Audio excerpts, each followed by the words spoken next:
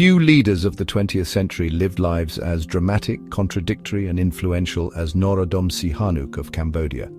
At once king, politician, revolutionary ally, filmmaker, and cultural icon, Sihanouk embodied both the glory and the tragedy of his nation. His reigns spanned the country's transition from colonial subjugation to independence through dictatorship, civil war, genocide, and eventual restoration of the monarchy. He was adored by many, reviled by others, and ultimately became known to his people as Samdech Uev, the King Father. His life story mirrors Cambodia's own journey: hopeful beginnings, devastating collapse, and survival against the odds. Norodom Sihanouk was born in Phnom Penh on October 31, 1922, to Prince Norodom Sihanouk and Princess Sisowath Kosamak. Though he belonged to the royal house of Norodom, he was not expected to rule. His childhood was marked by privilege, but also by the looming shadow of French colonial authority. Cambodia, a protectorate within French Indochina, was politically constrained, and the monarchy's role had been reduced largely to ceremonial functions. Educated in both Cambodia and French Indochina, Sihanouk grew up bilingual and deeply aware of Western cultural influences. His education in Saigon introduced him to French political thought and the arts, shaping his lifelong fascination with film, music, and theatre. These passions later colored his rule, for he saw politics as not just governance but performance, with himself as the central actor on Cambodia's stage. When King Sisowath Monivong died in 1941, the French colonial administration made the unexpected choice to place the 18-year-old Sihanouk on the throne. They saw in him a pliable young prince, easily controlled and unlikely to challenge colonial dominance. Their misjudgment would prove decisive, for Sihanouk quickly demonstrated an independence of spirit and a determination to carve out his own role in history. Sihanouk's first reign coincided with the upheaval of World War II. Japanese forces occupied much of Southeast Asia, including Cambodia, and briefly promised independence during their wartime administration. After Japan's defeat in 1945, France sought to reassert its colonial control, but nationalist movements across Indochina had grown too strong. Sihanouk recognized the moment. Using both diplomacy and dramatic public gestures, he presented himself as the leader of a national independence movement. In 1953, he launched the so-called Royal Crusade for Independence, a political campaign that blended royal authority with popular nationalist sentiment. By mobilizing mass demonstrations, appealing directly to international powers, and pressuring the French with threats of internationalizing the dispute, Sihanouk succeeded. In November 1953, France granted Cambodia full independence, and Sihanouk emerged as a hero. This triumph was the foundation of his enduring popularity. He cast himself not only as king, but also as the liberator of his people. Yet independence also gave him the freedom to experiment politically. Instead of remaining a constitutional monarch, he sought to dominate politics directly. In 1955, Sihanouk stunned Cambodia by abdicating in favor of his father, Norodom Sihanouk. This move freed him from the ceremonial limitations of monarchy and allowed him to wield power as a politician. He founded the Sangkum Niyum, or Popular Socialist Community, a broad political movement that became the vehicle for his rule. The Sangkum era was marked by Sihanouk's distinctive style of governance, charismatic, paternalistic, and authoritarian. He cultivated an image of a benevolent ruler who stood above party politics. Yet, in reality, Cambodia became a one-party state under his control. Elections were manipulated, opposition was silenced, and dissent was suppressed, sometimes brutally. Yet Sihanouk also promoted a cultural renaissance. He encouraged education, the arts, and cinema, directing films himself and using them to shape Cambodia's identity. Phnom Penh, during the 1960s, became known as the Pearl of Asia, a city of modern architecture, vibrant music, and optimism. Internationally, Sihanouk walked a perilous tightrope. Declaring Cambodia neutral in the Cold War, he sought aid from both the United States and Communist China. His balancing act earned him both admirers and enemies. While his diplomacy allowed Cambodia to remain at peace for much of the 1960s, The escalating Vietnam War made neutrality increasingly difficult. North Vietnamese and Viet Cong forces operated from Cambodian territory, provoking American anger. Sihanouk's gradual tilt toward Beijing alienated conservatives at home and set the stage for his eventual downfall.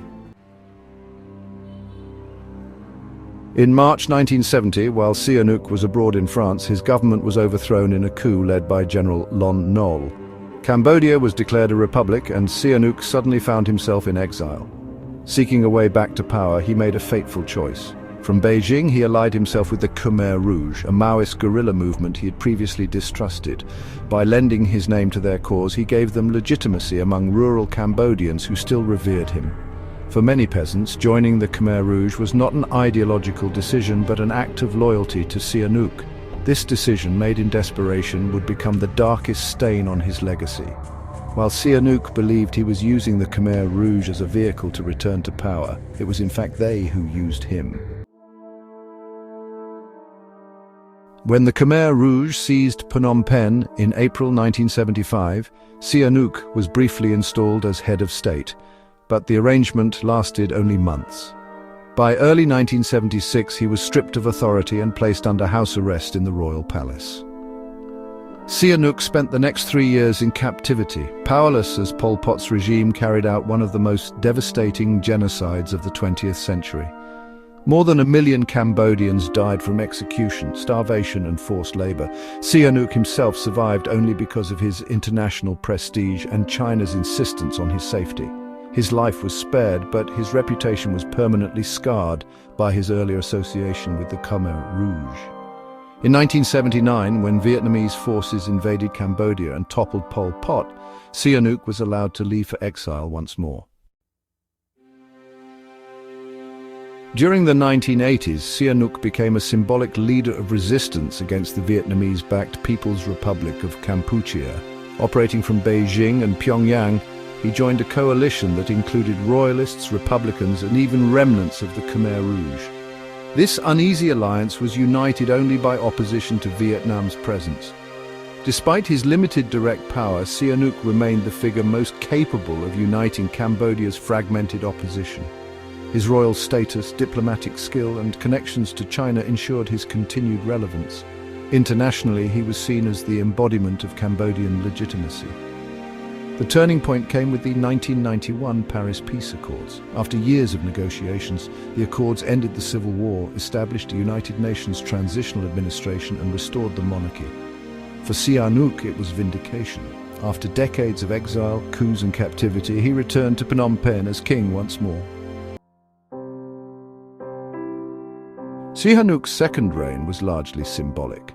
Cambodia in the 1990s was dominated by Hun Sen, who gradually consolidated power through the Cambodian People's Party. The monarchy was constitutional, stripped of real authority, and Sihanouk's role was to serve as a unifying figurehead. Nonetheless, his presence mattered. For many Cambodians, especially older generations, his return symbolized national survival after decades of war and genocide. He used his moral authority to mediate political disputes and tried to balance competing factions, though his influence waned as Hun Sen's dominance grew. By the early 2000s, declining health forced him to step back. In 2004, he abdicated permanently, passing the throne to his son Norodom Sihanouk, a quiet and apolitical figure whose ascension ensured the monarchy's survival but underscored the shift of real power into government hands. Beyond politics, Sihanouk was a man of many talents and passions. He was a prolific filmmaker, directing over 20 films that blended political propaganda with personal creativity. He also composed songs, played musical instruments, and promoted Cambodian culture internationally. His personal life was colorful and complex. Married multiple times, he fathered many children, some of whom played significant roles in Cambodian politics. His love of art and performance extended into his political persona. He often staged dramatic gestures, spoke directly to crowds, and used charisma as a political tool. Sihanouk's artistic pursuits reflected his belief that leadership was not only about governance, but also about shaping national identity through culture. In this sense, he was not just a politician, but a cultural architect of modern Cambodia. Sihanouk's political survival owed much to his mastery of international diplomacy. He cultivated deep ties with China, where leaders from Mao Zedong to Deng Xiaoping regarded him as a friend. Beijing provided him sanctuary, medical care, and political backing throughout his career. He also maintained relationships with North Korea, where Kim Il-sung offered him a personal residence.